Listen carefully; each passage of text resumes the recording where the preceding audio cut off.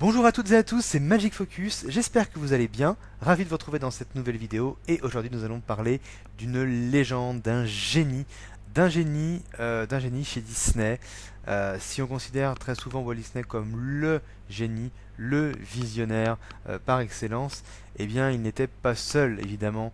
Walt Disney, il savait s'entourer et il savait s'entourer de bonnes personnes, des personnes extrêmement talentueuses. Et aujourd'hui, eh bien, je vais vous parler de Marc Davis, que vous connaissez déjà peut-être un petit peu, ou peut-être pas du tout, mais en tout cas, son héritage, vous le connaissez forcément, puisque c'est ça dont nous allons parler. Alors, Marc Davis, ce monsieur, ce bonhomme, était passionné de dessin. Donc, il rejoint la Kansas City Art Institute, puis fréquente l'école des beaux-arts de San Francisco. Et l'une de ses passions sont bien sûr les dessins, mais les dessins de la vie réelle. Et il se rend d'ailleurs en fait souvent au zoo pour pouvoir représenter les animaux. Il se spécialise donc dans cette représentation animale. Et en 1935, il rejoint les studios Disney. Et c'est alors un apprenti animateur. Et il va commencer à apprendre l'animation sur un chef-d'œuvre, tout simplement sur Blanche-Neige. Alors, il animera en grande partie la princesse Blanche-Neige, puis participera quelques temps plus tard aux storyboards de Bambi en animant Pampan ou encore Fleur. C'est d'ailleurs lui qui aura réussi à convaincre de l'intérêt de Pampan à Walt Disney. Puis, Pampan c'est quand même quelqu'un de très important puisque il sert à l'évolution du personnage de Bambi. Puis c'est lui aussi qui fera rentrer les premiers véritables animaux dans le studio, comme ici par exemple des cerfs ou encore des fans, pour en faire des dessins. Donc il fera des dessins caricaturaux, mais avec des mouvements réalistes grâce à l'observation qu'il aura des animaux, et en l'occurrence dans Bambi par exemple, qu'il aura eu des cerfs. Il animera ensuite Frère Ours et Frère Lapin dans Mélodie du Sud, Monsieur Crapaud dans Le Crapaud et le Maître d'école. Il animera ensuite Cendrillon, ce qui va lui donner goût à animer en fait les personnages féminins. Donc s'en suivront alors Alice, Aurore, où il reprendra d'ailleurs les mouvements de la danseuse Helen Stanley qui était venue dans les studios Disney. Il animera bien sûr l'un des personnages les plus emblématiques chez Disney, la fée Clochette. La fée Clochette qui se voudra sexy, féminine et qui aura conscience de son corps et de son potentiel côté sexy. C'est un défi pour Mark Davis puisque Clochette ne parle pas. Donc il fallait que tout se joue sur l'apparence. Il animera aussi l'emblématique Maléfique, Maléfique qui s'inspirera d'une caricature qu'il aura trouvée dans un de ses nombreux bouquins dans sa propre bibliothèque sur le Moyen Âge, où il avait trouvé justement des personnes habillées avec un habit noir comme ça, et des habits qui font penser à des flammes, et c'est un petit peu ce qu'est, ce que représente Maléfique à travers son habit. Donc il va s'inspirer de ça et créera là l'un des personnages des méchants les plus emblématiques. Suite au gros succès de Maléfique, eh bien il animera Cruella. Et puis pour en revenir aux animaux, il s'occupera des chiens des Dalmatiens. Mais revenons au parc Disney, puisqu'il s'agit d'une chaîne sur les parcs Disney et sur Imagineering. Et donc, qu'est-ce que a fait Mark Davis chez Disney au niveau des parcs? Alors, il continue donc avec les parcs. Et pour Walt Disney, Mark Davis est en fait un pilier. Et dès les prémices de Disneyland, hein, le Mickey Mouse Park, il dessinera les premières esquisses du parc.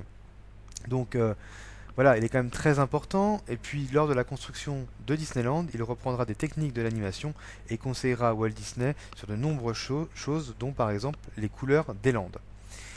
Il sera alors l'un des plus grands créateurs de personnages animatroniques des parcs.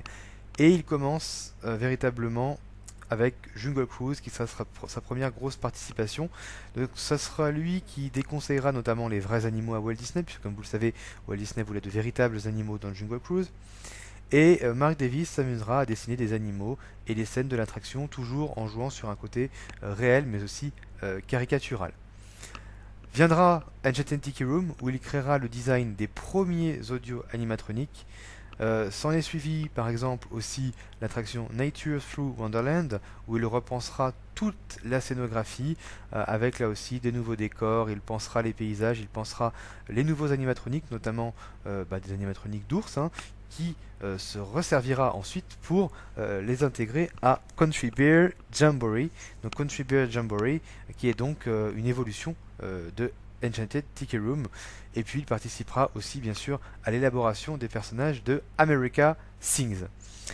Il s'attaquera aussi à des personnages humains, comme par exemple les personnages que l'on retrouve dans l'attraction classique Carousel of Progress.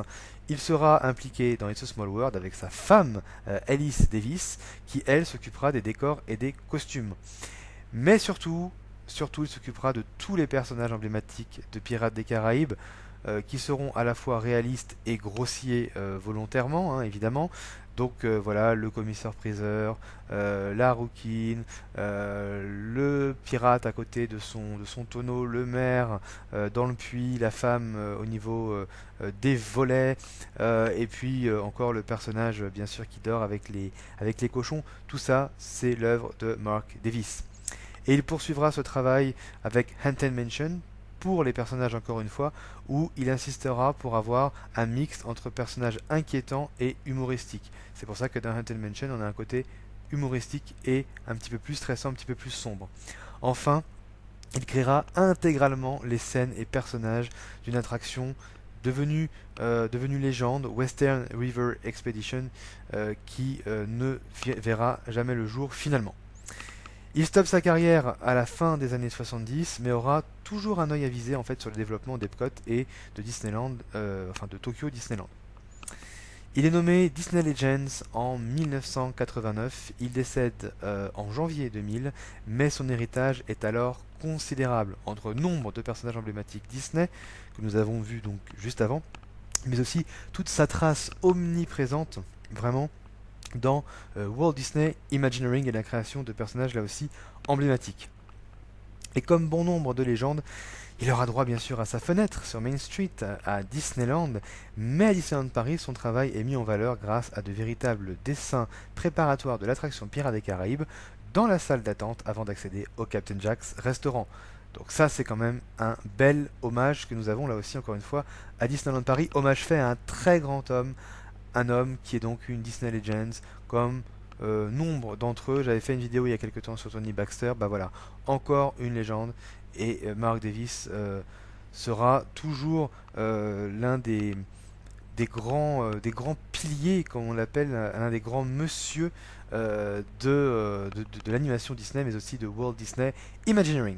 Donc voilà, j'espère que cette vidéo vous a plu, que vous en aurez appris plus sur ce personnage emblématique qui est donc Mark Davis. J'espère vraiment que vous avez appris des choses. N'hésitez pas à vous abonner, ça me fait énormément plaisir. N'hésitez pas à liker, et puis on se retrouve quant à nous dans une prochaine vidéo. Merci d'avoir regardé, à bientôt, salut salut.